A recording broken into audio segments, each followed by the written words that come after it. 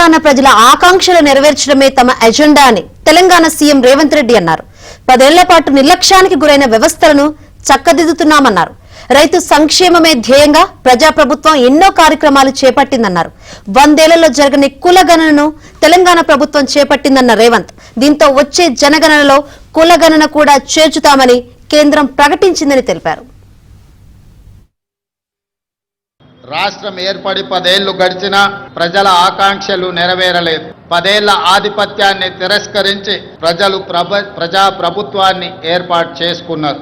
మేం బాధ్యతలు స్వీకరించిన క్షణం నుంచి ప్రజల ఆకాంక్షలను నెరవేర్చేందుకు నిరంతరం ప్రయత్నం మొదలుపెట్టాం. మేం బాధ్యతలు చేపట్టే నాటికి రాష్ట్ర ఆర్థిక వ్యవస్థ అస్తవ్యస్తమైనది. వ్యవస్థలన్నీ నిర్వీర్యమయ్యాయి. రాష్ట్రాన్ని గాడిన పెట్టాల్సిన బాధ్యత మాపై ఉంది. ఇది నల్లేరుపై నడక కాదని మాకు తెలుసు. పునర్నిర్మాణ దశగా ప్రయత్నిస్తూ ముందుకు వెళ్తున్నాం. తెలంగాణ సమాజానికి పునాదులు మహిళలే. 1 కోటి మంది ఆడబిడ్డలను కోటీశ్వరులుగా చేయాలనే ఉక్కు సంకల్పంతో ప్రజాప్రభుత్వం ముందుకు వెళ్తున్నది. దేశంలో అదానీ అంబానీలతో పోటీ పడేలా మహిళా స్వయం సహాయక సంఘాలతో సోలార్ విద్యుత్ ఉత్పత్తి ప్లాంట్లను ఏర్పాటు చేయించాం.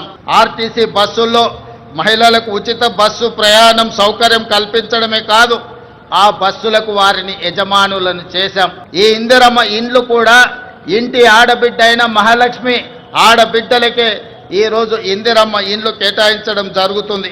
అందుకే రైతు సంక్షేమమే ధ్యేయంగా ప్రజా ప్రభుత్వం పనిచేస్తుంది. 2 లక్షల రైతు రుణమాఫీ చేసి రైతులను రుణ విముక్తులను చేశాం. రైతులకు ఉచిత కరెంటు కోసం ప్రతి సంవత్సరం 15,333 కోట్లతో ఉచిత విద్యుత్తును అందిస్తున్నాం. ఎకరాకు 12,000 ప్రతి సంవత్సరానికి పెంచడం జరిగింది. సన్న వడ్లకు 500 రూపాయల బోనస్ ఈరోజు చెల్లిస్తున్నాం.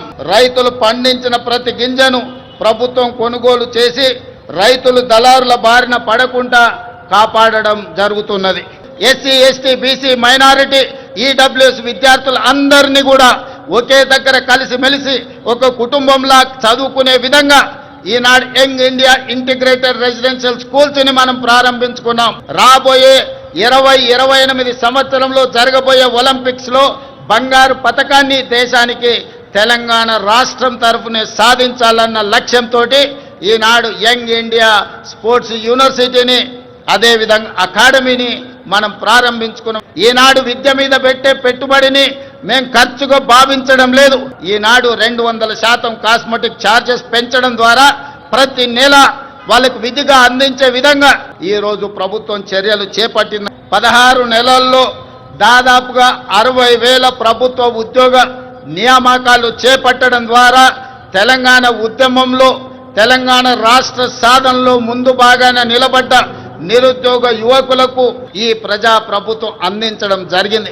అత్యల్ప నిరుద్యోగ సమస్యగా ఉన్న రాష్ట్రంగా తెలంగాణ రాష్ట్రము మొట్టమొదటి స్థానంలో ఉన్నది. ప్రభుత్వంలో ఉన్న ప్రతి ఖాళీలను ఈనాడు భర్తీ చేయడం ద్వారా నిరుద్యోగుల విశ్వాసాన్ని ఈ రాష్ట్ర ప్రభుత్వం చురగొన్నది. ప్రజా ప్రభుత్వం 100 సంవత్సరాల తర్వాత ఈ దేశంలోనే మొట్టమొదటి రాష్ట్రంగా జనగణనతో పాటు కులగణన లెక్కలు తీసి 100 సంవత్సరాల సుదీర్ఘమైన సమస్యకు ఈరోజు శాశ్వత పరిష్కారం చూపించింది. కేంద్ర ప్రభుత్వం కూడా రాబోయే జనగణనలో కులగణన చేపట్టాలని నిర్ణయం తీసుకున్నది. తెలంగాణ రాష్ట్రం దేశానికి ఆదర్శంగా నిలబడి కులగణన చేసిందని చెప్పడానికి దేశంలోనే మొదటి రాష్ట్రంగా వర్గీకరణ చేసిన రాష్ట్రంగా మనం ముందు భాగాన నిలబడ్డాం.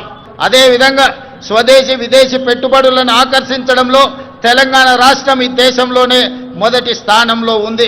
3 లక్షల కోట్ల రూపాయల పెట్టుబడులను ఆకర్షించడమే కాదు, భవిష్యత్తు ప్రణాళికలు రచించుకోవడానికి తెలంగాణకు ఒక విజన్ డాక్యుమెంట్ తీసుకురావాలని, ఆ విజన్ డాక్యుమెంటే తెలంగాణ రైజింగ్ 2047. ప్రపంచ నగరాలతో ధీటుగా హైదరాబాద్ నగరాన్ని తీర్చిదిద్దేందుకు ప్రణాళికలు రూపొందిస్తున్నాం.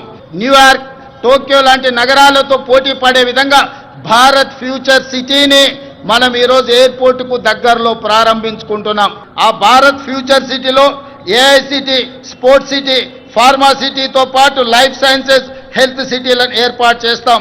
ఈరోజు హైదరాబాద్ నగరాన్ని, తెలంగాణను దేశంలోనే నెంబర్ 1 గా తీర్చిదిద్దిన పోలీసింగ్ వ్యవస్థ ఈ రోజు మనకు ఉన్నది. భారత్ సమ్మిట్ ను మనం నిర్వహించుకోవడం జరిగింది. 100 దేశాలలో ఈ రోజు తెలంగాణ రాష్ట్రం గురించి, హైదరాబాదు నగరం గురించి వాళ్ళు ప్రచారం కల్పిస్తున్నారని చెప్పడానికి, గొప్ప గొప్ప కట్టడాలను, అదేవిధంగా మన ఉత్పత్తి చేస్తున్న ప్రాడక్ట్స్ అన్నిటిని కూడా ప్రపంచానికి పరిచయం చేయడానికి ఈ రోజు ప్రపంచ సుందరి పోటీలను నిర్వహించడం జరిగింది. రాబోయే 10 సంవత్సరాలలో తెలంగాణ రాష్ట్రం యొక్క ఆదాయాన్ని $1 ట్రిలియన్ ఎకానమీగా మార్చి భవిష్యత్తు లక్ష్యాన్ని దృష్టిలో పెట్టుకొని మనందరం కలిసికట్టుగా ఏకమై మనందరం కూడా ముందుకు సాగాలి.